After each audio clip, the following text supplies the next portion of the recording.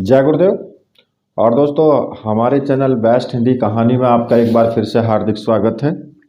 और देखिए, इस चैनल पर हम आपके लिए बहुत सी कहानियाँ, अच्छी अच्छी कुछ कथाएं या फिर जो ज्ञात अज्ञात कुछ ऐसी पौराणिक कथाएं हैं जिनको मैं समय समय पर यहाँ पर आपको सुनाता रहता हूँ।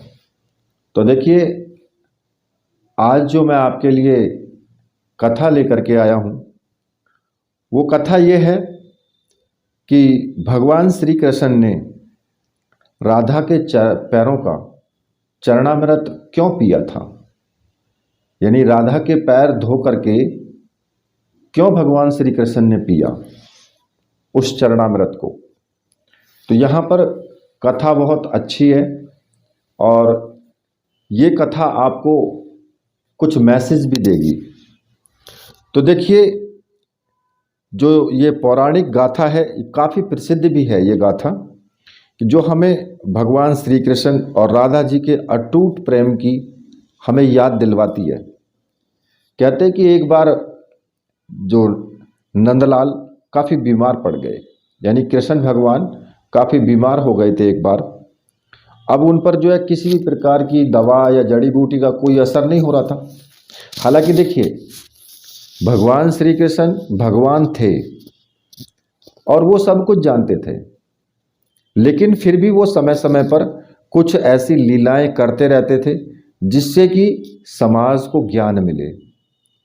अब जब उन पर किसी भी प्रकार की कोई भी दवा कोई असर ही नहीं कर रही थी, और ऐसा हो ही नहीं सकता कि भाई भगवान श्री कृष्ण ठीक ना हो या वो बीमार पड़ जाएं, क्योंकि वो तो स्वयं भगवान है, लेकिन उन्हें लीला करनी थी ये।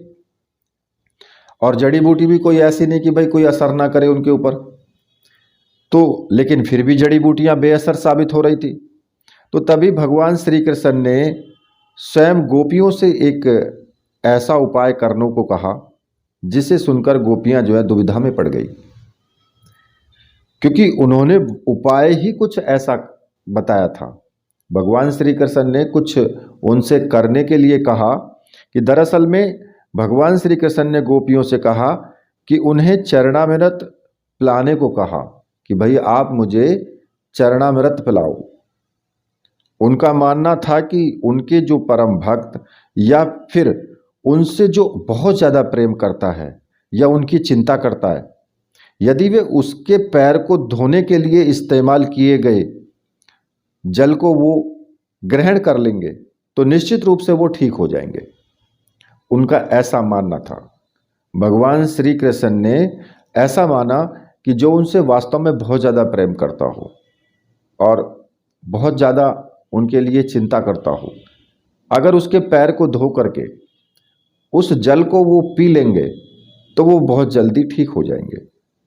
लेकिन दूसरी ओर गोपियां भी बहुत बड़ी चिंता में पड़ गई। उन्होंने, क्योंकि भगवान श्री कृष्ण ने तो उन सभी गोपियों के लिए बेहद महत्वपूर्ण तो वो थे ही, और उनके लिए वो प्रेम भी उनसे बहुत ज़्यादा करती थी, पर वे फिर उनकी परम भक्ति भी थी और वे, लेकिन उन्हें इस उपाय के निष्फल होने की बहुत चिंता सता रही थी। उनके मन में बार बार आ रहा था कि यदि उनमें से किसी एक गोपी ने, कोई भी गोपी, अपने पाँव के इस्तेमाल किए हुए चरणामृत उनको बना करके दिया, भगवान श्री कृष्ण को पीने के लिए दिया, तो परम भक्त का कार्य तो वो कर देगी। लेकिन किन्हीं कारण से अगर कान्हा ठीक नहीं हुए तो उसे नरक भोगना पड़ेगा, वो निश्चित था। अब सभी गोपियां जितनी भी थी वो बहुत ज़्यादा परेशान हो गई और वो बड़ी ही दीनता के साथ में भगवान श्री कृष्ण की ओर देख रही थी और किसी और दूसरे उपाय के बारे में वो सोच रही थी कि भाई ये उपाय ना करना पड़े, कोई दूसरा उपाय हमें बता दें तो हम वो कर दें।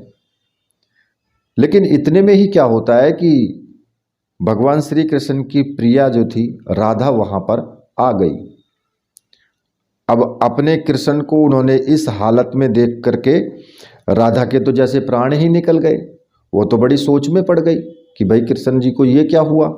ये उनकी परम भक्त भी थी और उनकी प्रिया भी थी, लेकिन राधा जानती थी कि भाई वो उनको क्या करना है। लेकिन जब गोपियों ने उनसे कृष्ण के द्वारा बताया हुआ वो उपाय जो था वो राधा को बताया कि भाई कोई भी गोपी अगर अपने पैरों को पानी से धो करके और उस पानी को पीने के लिए अगर श्री कृष्ण को देंगी तो भगवान श्री कृष्ण जो है ठीक हो जाएंगे। लेकिन अब जब राधा को ये बताया गया तो फिर राधा ने जरा सी भी देर नहीं की और ना ही उन्होंने ऐसा देर करना उचित समझा। उन्होंने जल्दी से स्वयं के पांव धो करके चरणामृत तैयार किया और श्री कृष्ण को पिलाने के लिए वो आगे बढ़ गई। राधा जानती थी कि वो क्या कर रही है।